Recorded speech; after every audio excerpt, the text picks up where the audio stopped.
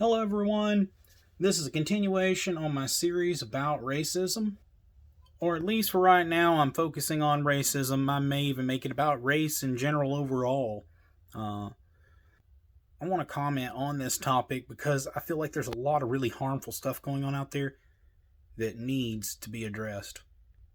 One of the first things that I want to talk about is something called anti-racism. I want to go ahead and say that if you hear this word, this is kind of a misnomer, okay? If you look at racism, so racism is when you discriminate against someone or treat them poorly based on the color of their skins. It's really superficial, really damaging, horrible practice. Well, you would think that something that's against that, something that is the reverse of that, would have to be treating everyone the same and not hating people because of their skin color, but loving them regardless of their physical attributes. You would think that's the kind of the answer to racism, right? And, oddly enough, that's kind of in the direction our world has been heading for the last, 40, 50 years. Only in the last decade or so have we started to really seem to really turn against that, at least as far as we're told on the media, in the news. Now, I think that's because a lot of voices are being amplified. I think it's a small minority of people that think in the anti-racist line of philosophy. But either way, I think those voices are being amplified, and so a lot of us are kind of getting on board with it because we don't really think about it. We don't know what's going on. We don't want to be racist. So obviously we want to be anti-racist. It sounds really good. Kind of like Black Lives Matter. We don't realize they're a Marxist organization that wants to destroy the nuclear family, or the whatever you want to call it, the Western idea of family, the traditional idea of family, the whatever you would like to call it, which really has nothing to do with the color of your skin. But it sounds good. Yeah, of course we think Black Lives Matter. Of course they do. But we don't realize that it's just a front for a bunch of hucksters who are actually Marxists. So, and that's kind of a sacred cow. I'm sure I'm going to get a lot of, if anybody even sees this video, I would get a lot of kickback on this because they're like, no, Black Lives Matter is good because it's because Black Lives Matter. Well, of course they do, but that's a misnomer. That's a misnomer. It's like, if I named all my videos, I named my channel The Good and Right Channel. Well, of course you got it like that. What are you, evil? And so it's a great name. It's a great marketing strategy because unfortunately a lot of people fall for that. It's sad, but they do. But I would like to just kind of encourage you to think about this for a moment. Look past the name and look at what the organization actually really stands for. Their ideas are actually so indefensible and atrocious that they actually had to take them down off their website. When people started calling them out, they actually removed their mission statement from their website. I kid you not. But this idea of anti-racism, it's actually more accurately described as neo-racism. This is the new racism, okay?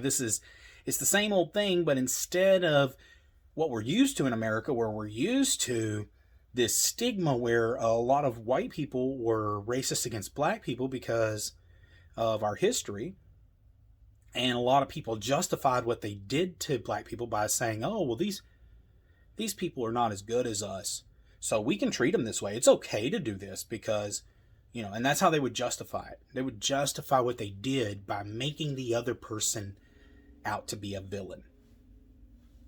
Okay? And we're used to that kind of racism. That's the kind we think of because that's the kind we've been taught in history books. That's what we are taught. Oh, well, that's America's problem. Well, we had the civil rights movement, and things have been progressively getting better and better. It's been a real struggle. And, I'm not trying to make light of anyone's problems or trying to make everything out to be peachy and wonderful and like everything is perfect, but things were more perfect than they had ever been in the history of America and in large portions of the history of the world here in the last few decades as far as race relations. You know, like I said, it's not perfect, but it is a work in progress, right? Well, now we've got this new way to supposedly to combat racism, and that's actually to be not to stop being racist, but actually just to be racist against white people.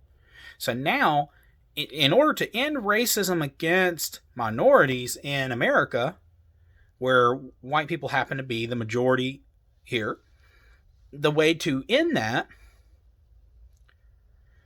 is to actually be racist against white people. That's not anti-racism. That's just another form of racism. It's just not the one we're used to.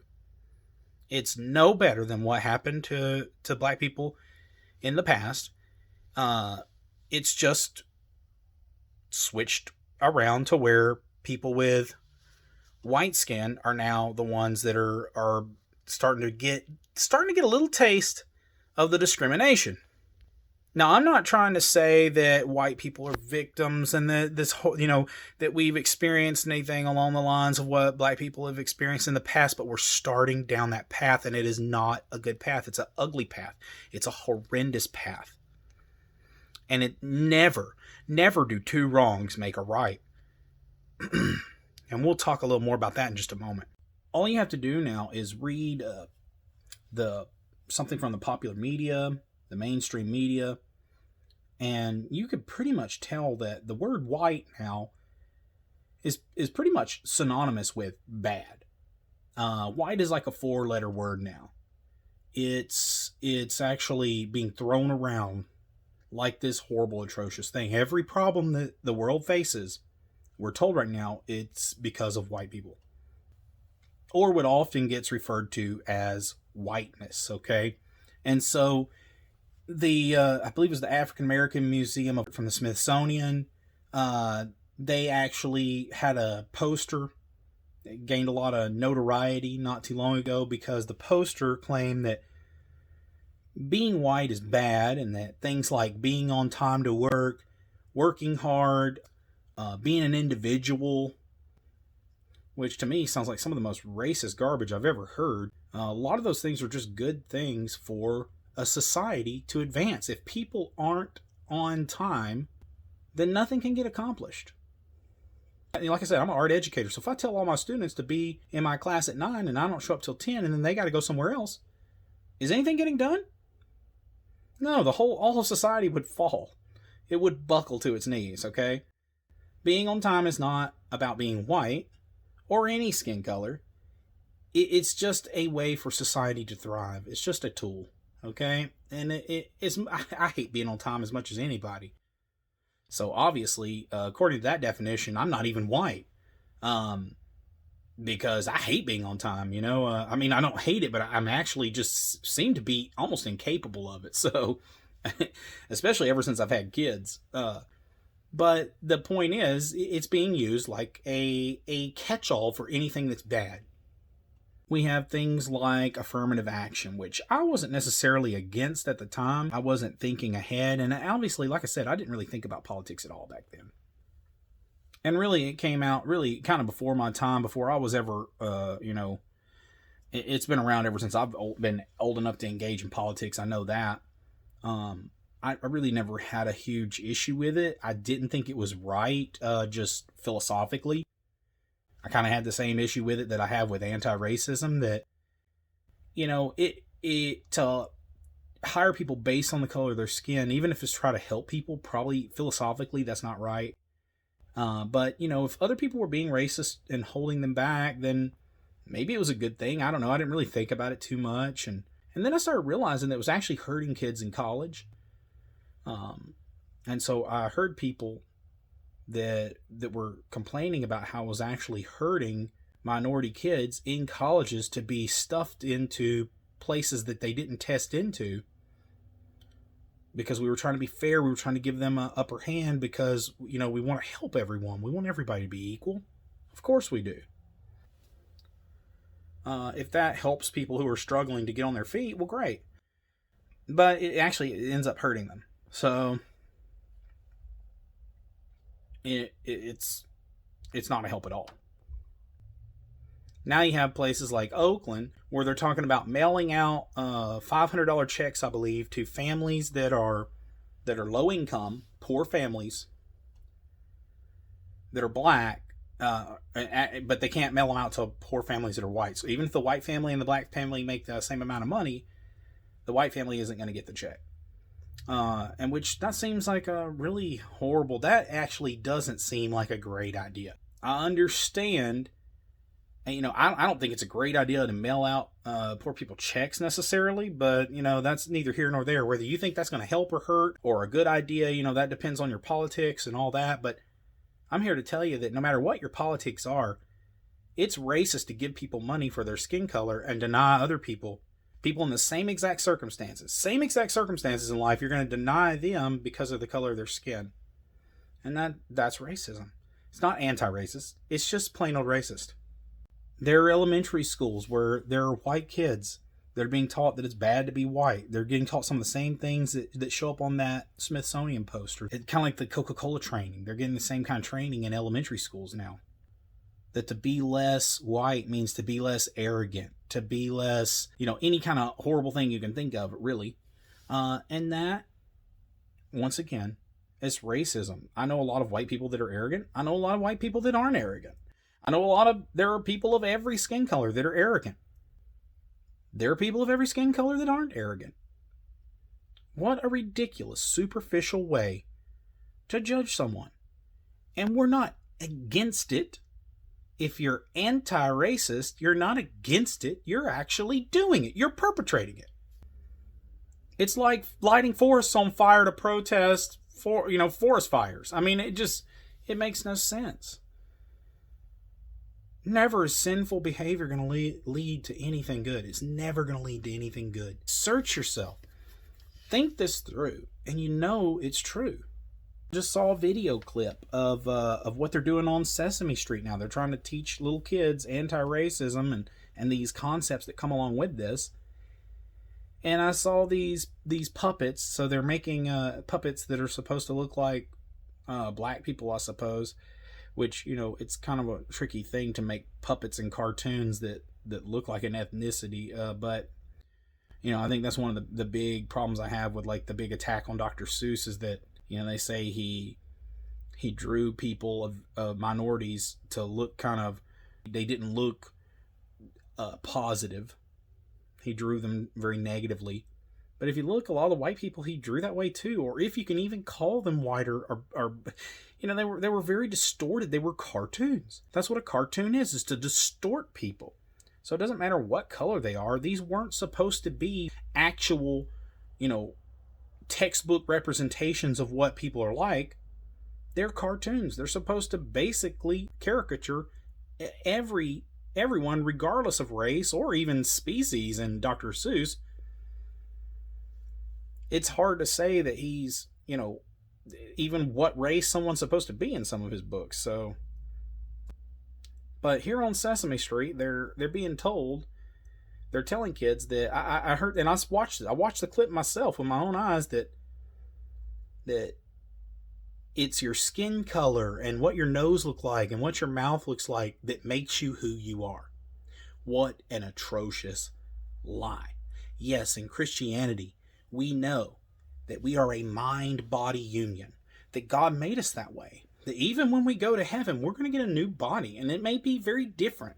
It may be a body that can transcend 3 dimensions.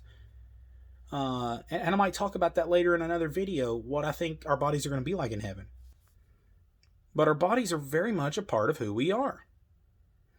They're very much a part of who we are, but they are not our identity. They're not our identity. And that's where we keep getting so mixed up with so many issues. Your body parts do not make up who you are. Your color of your body parts do not make up who you are. Who you like to have sex with does not make who you are. That is not your identity. Okay? They may be a little small fraction are a byproduct of who you are. But that is not your identity. What superficial things to identify yourself? That's what you define yourself as. I'm a person with this color pigments in my skin. That's who you are. If you boil down who you are, that's the main thing about you, is what color your skin is, or who you like to have sex with. That's a sad state that people believe that they've been led to believe that. It's actually a disservice to those people, and it's actually an atrocity. It makes me sad to think people believe that about themselves. They sell themselves so short. The real purpose behind anti-racism, I think one of the main purposes is to sell books, win elections, virtue signal, things like that. So it's basically bullying. You believe what we say for you to believe. You do what we tell you to do, or you're going to suffer the consequences. You're going to get bullied. It's to make money. Ibram Kendi, one of the, and D'Angelo, two really big, prominent members in this anti-racist movement. They make tons of money doing this by pitting people against each other because of their skin color. As long as they can get you to think that your skin color is who you are, and as long as they can keep race baiting, they're going to keep making tons of money. And they're doing it at your expense, at your children's expense, and at your grandchildren's expense. I don't want to live in a world where my grandchildren are anti-racist, where, and not in the sense where they say it, where they want to be racist against the majority instead of the minority. I don't want anyone to be racist against anyone. I don't want my children living in a world like that. I want my children to see someone of a different skin color and not be able to draw any conclusions about them whatsoever based off of that. I want them to see that's a person, and that's all they see. But back to my main point here is that Kendi, he makes $60,000 just to go talk at a school. Where's the money going? Where's the money going? If Ibram Kendi had to give money to give these talks, if he had to give away all his money, if it cost him to speak out, then maybe we could even begin to start thinking about what he has to say. But seeing that what he says is to be racist, and he makes money off of saying that, there is no way. There is no way you should fall for that. The only real way to end racism is through Jesus Christ. You cannot hold racism in your heart if you have the Holy Spirit there too. God will work on you. He will eliminate that. God teaches us that there is no slave and free. There are no men and women. There is no race in Christianity. We are all one big family. We are all equal. We have different roles. We may be different even. Men and women are different. But we're equal. One is no better than the other. We just have differences. It's kind of the way I feel about chocolate ice cream and vanilla ice cream. They're different colors. But, and a lot of people disagree with me about this, but I think they're just as good as each other. I wouldn't want to give up either one. I don't think one's inherently better than the other, in my opinion. They're both delicious. They just taste different. That doesn't mean one's better than the other. There are some people like one better than the other. Some people like the other better than the other. I like them both. I personally would not want to give up either one. I couldn't tell you which one. If I had to pick one, I don't know what I would give up. But that's kind of how I feel about these superficial differences, like skin color, is that what a complete superficial difference. How silly. As a matter of fact, it's not even silly, it's sad. But Jesus Christ, He can heal your heart. And only He can set this right, because He'll teach you to love people. And He'll show you that judging people because of the color of their skin is the most absurd and probably one of the more wicked things that you can do.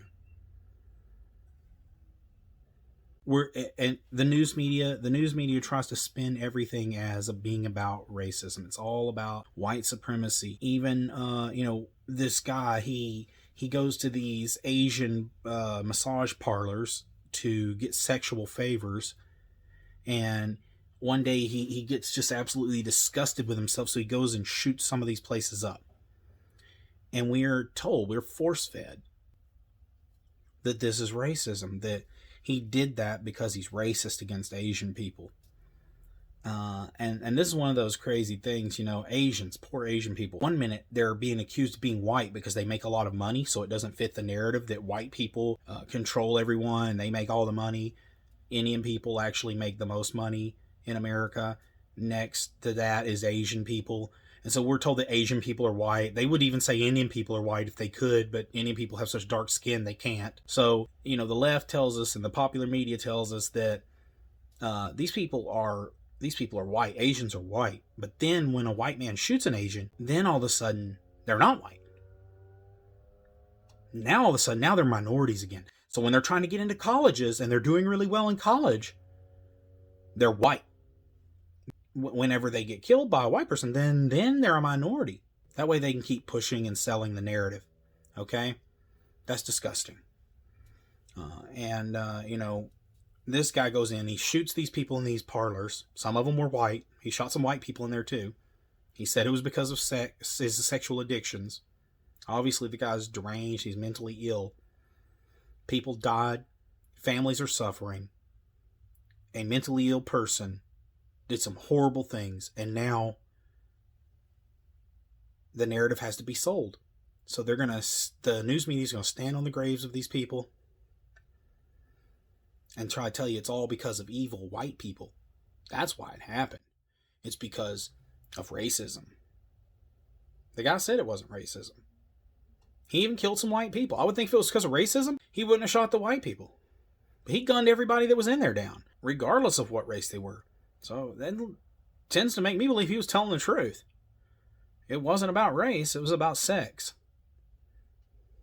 And what can you expect from such a depraved culture that worships sex and doesn't honor it in the context that God gave it to us in?